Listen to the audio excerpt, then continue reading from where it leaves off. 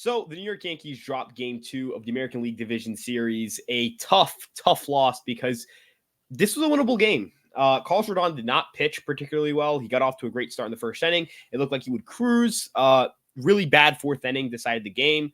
We'll get into everything regarding how Rodon pitched, where it went wrong, the offense. There's a lot to talk about. Before we do so, make sure you guys like, comment, subscribe, and turn on the notification bell. Check out what we've got going on at Fireside Yankees on Twitter, Instagram, TikTok, Facebook, and of course this YouTube page, all under the handle at Fireside Yankees, except for Instagram, where it's at fireside.yankees. With that being said, let's get started with the recap.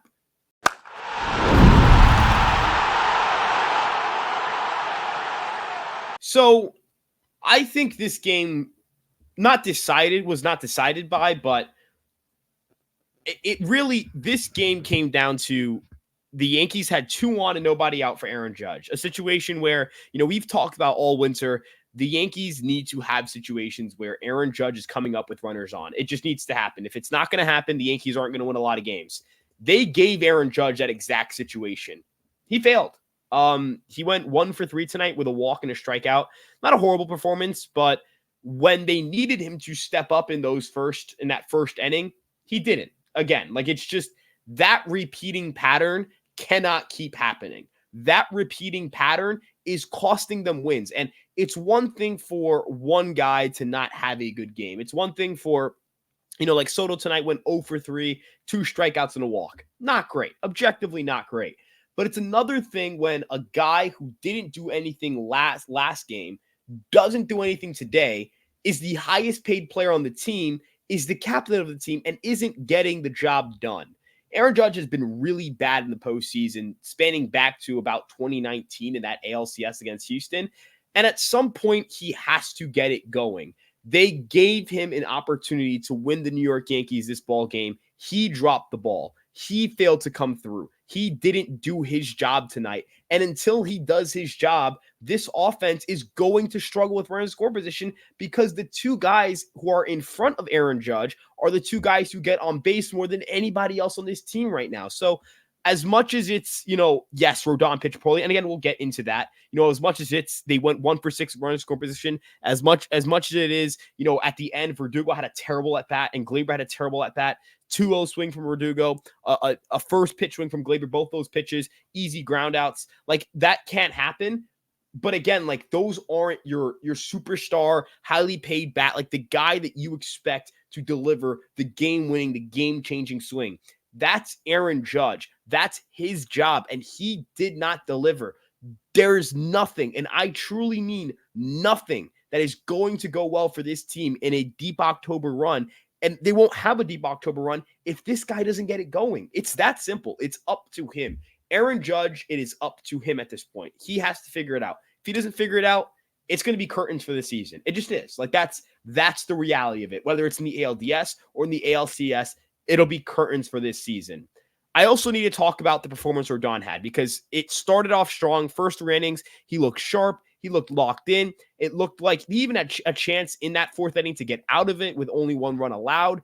And he just crumbled. And part of my frustration with the appearance he had was that he kept going to the slider.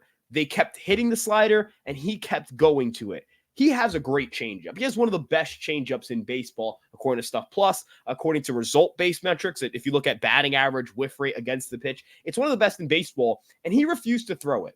That falls on him. That falls on, I can't say it falls on Wells because if he calls a changeup and Rodon shakes him off, which you can't visibly see anymore because of the pitch comm, that's a different story. Can you blame it on Blake? Again, that you don't know who's calling the shots. Again, you can't really even necessarily say, you can't really rely on, the game playing was really bad. The pitch sequencing was a disaster. The pitch sequencing was a disaster, but you can't really call it a game playing problem because we don't know what the game plan was.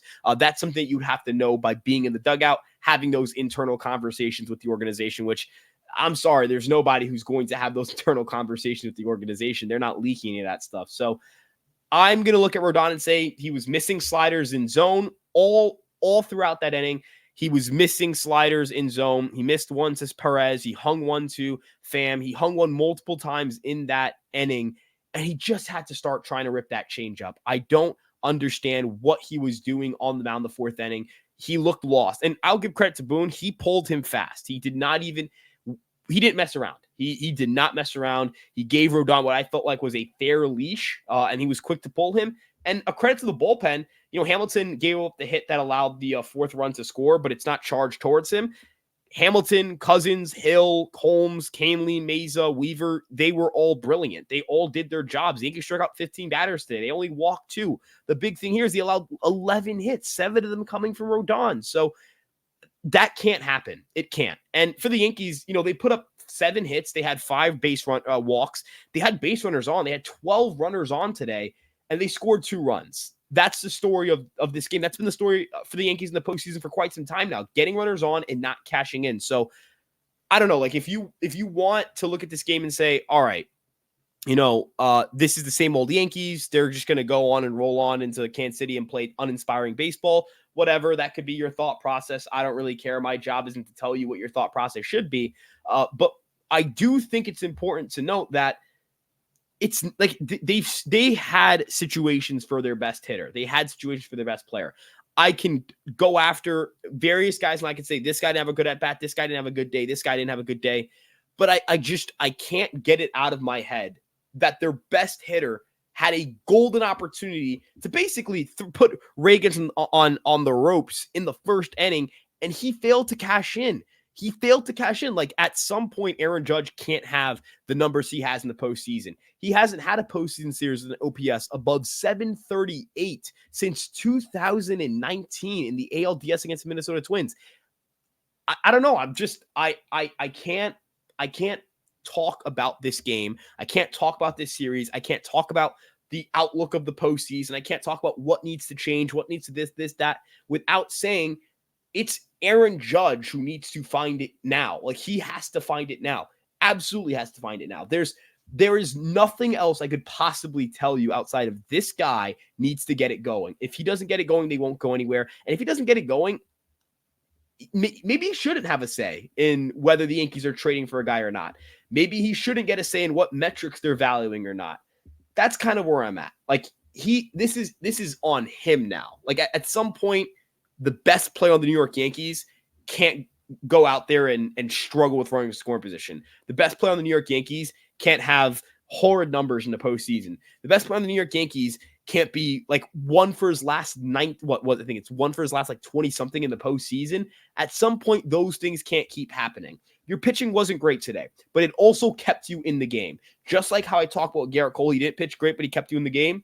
It applies right here. Your team pitching performance was not stellar, but it kept you in the game. Your offense had chance after chance after chance after chance after chance after chance to get it going. And Aaron Judge had a big opportunity in the first inning, a huge opportunity. First and second, nobody out. Just as he did in game 1, second and third, nobody out, and he couldn't cash in.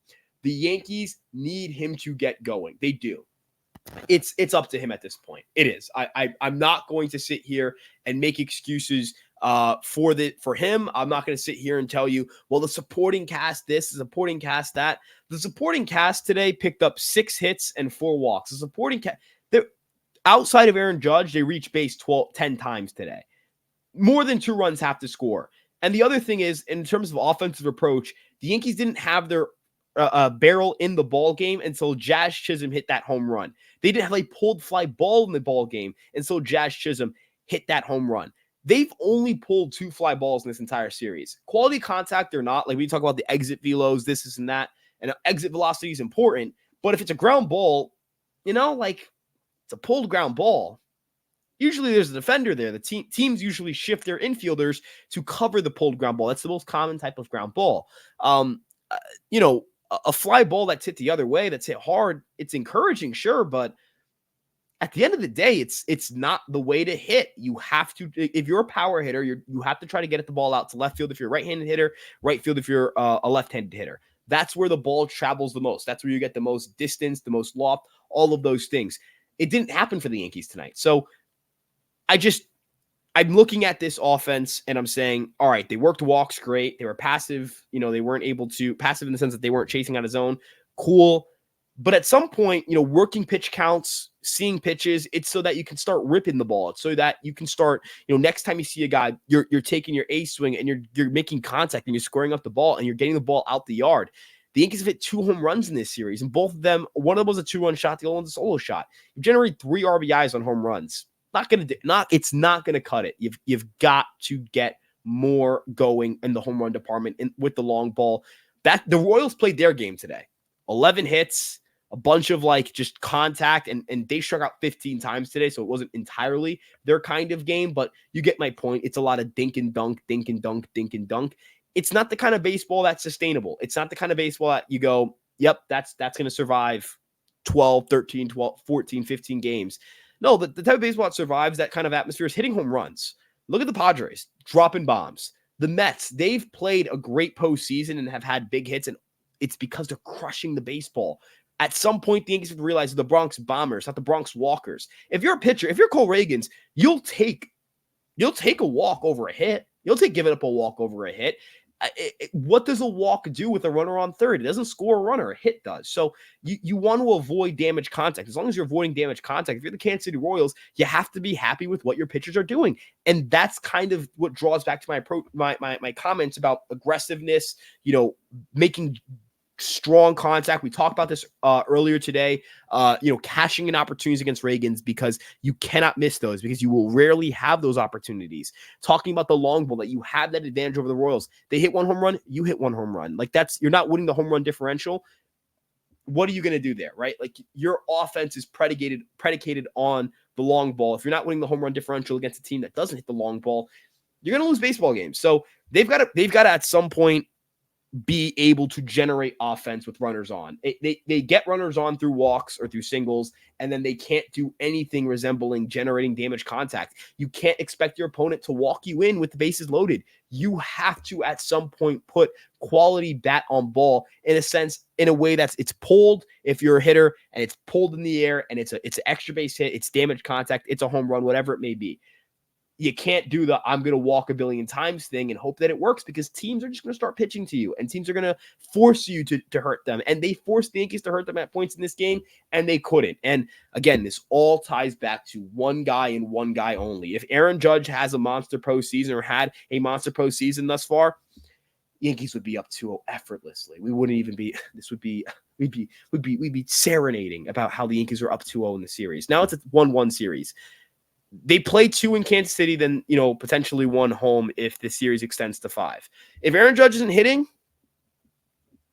there's going to be a short-lived October. So it's up to you, Aaron Judge. It's up to 99. It's up to him. And if he wants to live up to being the captain of the New York Yankees, he's got to hit. So that's my takeaway. Aaron Judge has to hit. That's going to be my preview for Game 3. It's going to be all about Aaron Judge having to hit, because unless Aaron Judge hits, nothing will happen. Nothing good will happen to this team offensively until that guy hits. So it's all up to him. It's entirely up to him. With that being said, let me know what you guys think in the comment section below. What were your takeaways from this game? How do you feel going into Game 3, which is on Wednesday? And of course, you guys can like, comment, subscribe, turn on the notification bell to show your support for Fireside Yankees on our YouTube page. We have an Instagram, TikTok, Twitter, Facebook, and of course, this YouTube page. You guys can check that out at Fireside Yankees and at Fireside.Yankees on Instagram. And with that being said, tonight we had some Monday Night Football action. If you guys are interested in football betting, in sports betting in general, Fireside Bets, which is on Instagram, TikTok, and Twitter. We also have a Discord server. That's where you need to be right now. Make sure you guys check that out. And then for written content, empiresportsmedia.com. That's where all of our East Coast and West Coast coverage is. Thank you again so much for supporting us. We appreciate you guys a ton. We'll see you guys in the next one. Let's go Yankees. Peace out.